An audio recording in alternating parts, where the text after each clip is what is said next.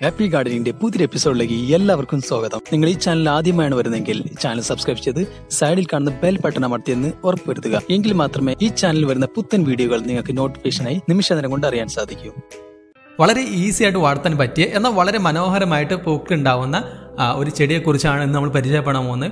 എപ്പീസിയ അല്ലെങ്കിൽ flame violet എന്നാണ് ഈ ഒരു ചെടിയുടെ പേര്. അപ്പോൾ എപ്പീസിയ വളർത്തുമ്പോൾ ശ്രദ്ധിക്കേണ്ട കാര്യങ്ങൾ എന്തൊക്കെയാണ്, ഏതൊക്കെ വെറൈറ്റിയിൽ ഈ ഒരു ചെടി വരുന്നുണ്ട് എന്നൊക്കെ നമുക്ക് ഇന്നത്തെ വീഡിയോയിൽ വിശദമായിട്ട് മനസ്സിലാക്കാം. അപ്പോൾ നമുക്ക് നേരെ വീഡിയോയിലേക്ക് കിടക്കാം. അപ്പോൾ എപ്പീസിയുടെ ഒരുപാട് കോമൺ വെറൈറ്റികൾ നമ്മൾ കണ്ടിട്ടുണ്ടായിരിക്കും. വളരെ ഈസിയാണ് വളർത്താൻ.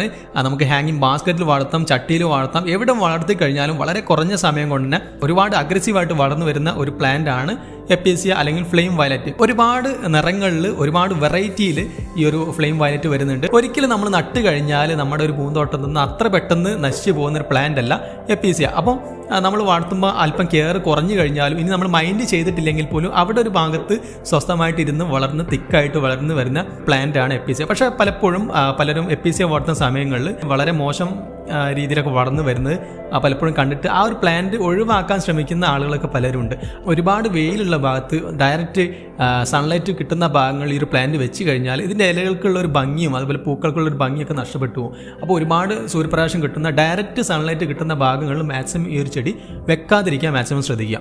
ഒരു തണലുള്ള ഭാഗത്ത്, ഇനി രാവിലത്തെയും വൈകുന്നേരത്തെയും വെയിൽ കിട്ടുന്ന ഒരു ഭാഗമാണെങ്കിലും പ്രശ്നമില്ല, ആ ഒരു ഭാഗത്ത് വെച്ച് കഴിഞ്ഞാൽ നമ്മുടെ പ്ലാന്റ് നന്നായിട്ട് പൂച്ചട്ടി കാണാത്ത രീതിയിൽ നിറഞ്ഞ് കവിഞ്ഞു വരും. അപ്പോൾ ഈ ഒരു എപ്പീസിയുടെ മറ്റു പ്രത്യേകതയാണ് ഇതിൻ്റെ റണ്ണറുകൾ. അപ്പോൾ റണ്ണറുകൾ വരാൻ തുടങ്ങി കഴിഞ്ഞാൽ ഈ ഒരു പ്ലാന്റ് വളരെ പെട്ടെന്ന് വളരാൻ തുടങ്ങും. അതുപോലെ തന്നെ നമ്മൾ വെച്ചിട്ടുള്ള ഹാങ്ങിങ് ബാസ്ക്കറ്റ് ആണെങ്കിലും പൂച്ചട്ടി ആണെങ്കിലും വളരെ പെട്ടെന്ന് അത് മൂടി കവർ ചെയ്ത് വരുന്ന രീതിയിൽ ഈ പ്ലാന്റ് മാറും. അപ്പോൾ അതാണ് ശരിക്കും ഈ ഒരു പ്ലാന്റിൻ്റെ മെയിൻ അട്രാക്ഷൻ. താഴോട്ട് ഞാന്ന് കിടക്കുന്ന എപ്പീസിയ ചെടികൾ കാണാൻ ഭയങ്കര ഭംഗിയാണ്. അതിൽ തന്നെ ചെറിയ ചെറിയ പൂക്കൾ ചുവപ്പ് നിറത്തിലോ അല്ലെങ്കിൽ ലാവൻഡർ നിറത്തിലോ വെള്ള നിറത്തിലൊക്കെ ഉള്ള പൂക്കൾ കാണുമ്പോൾ തന്നെ ഒരുപാട് രസകരമാണ് ഈ ഒരു ചെടി കാണാൻ. അപ്പോൾ ആ രീതിയിൽ വളർത്തിയെടുക്കണം എന്നുണ്ടെങ്കിൽ നല്ല രീതിയിൽ ഫെർട്ടിലൈസർ കൊടുക്കേണ്ട അത്യാവശ്യമാണ്. യാതൊരു കെയറും കൊടുക്കാതെ ഒരു പ്ലാന്റ് വളർത്തി വിട്ട് കഴിഞ്ഞാൽ അത്ര അട്രാക്റ്റീവ് ആയിട്ടുള്ള രീതിയിൽ ഈ ചെടി വരില്ല.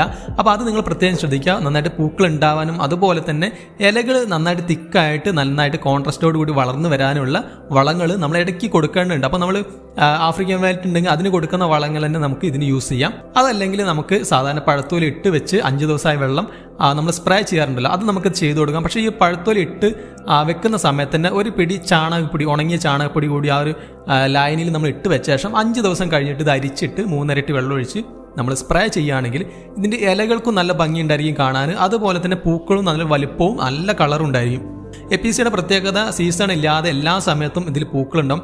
അപ്പോൾ ഇതിൻ്റെ വെറൈറ്റികൾ പറയുകയാണെങ്കിൽ ഒരുപാട് വെറൈറ്റികളുണ്ട്. നമ്മൾ പല വെറൈറ്റികളും നമ്മൾ നഴ്സറിയിൽ കണ്ടിട്ടുണ്ടായിരിക്കും, പല കോമൺ വെറൈറ്റികളും നമ്മൾ പല സുഹൃത്തുക്കളുടെ വീട്ടിൽ നമ്മൾ കണ്ടിട്ടുണ്ടായിരിക്കും.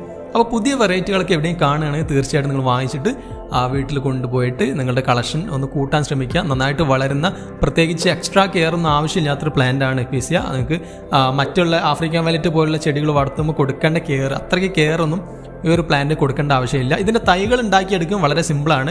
ഇതിന്ന് വരുന്ന റണ്ണറുകൾ മുറിച്ച് നട്ട് കഴിഞ്ഞാൽ നമുക്ക് ഈസി ആയിട്ട് ഇതിൻ്റെ തൈകൾ ഇഷ്ടം പോലെ ഉണ്ടാക്കിയെടുക്കാൻ പറ്റും. അപ്പോൾ തൈകൾ ഉണ്ടാക്കിയെടുക്കുക വളരെ ബുദ്ധിമുട്ടുള്ള കാര്യമൊന്നുമല്ല, വളരെ ഈസി ആയിട്ട് തൈകൾ ഉണ്ടാക്കിയെടുക്കാം. ഒരു ചെടി നമ്മൾ ഉണ്ടാക്കി കഴിഞ്ഞാൽ അതിന്ന് പിന്നെയും 100 കണക്കിന് ചെടികൾ നമുക്ക് പിന്നെയും വീണ്ടും ഉണ്ടാക്കിയെടുക്കാൻ പറ്റും. അപ്പോൾ അങ്ങനെ വളരെ ഈസി ആയിട്ട് വളർത്താനും ഈസി ആയിട്ട് പ്രൊപ്പഗേറ്റ് ചെയ്യാനും പറ്റിയൊരു ചെടിയാണിത്.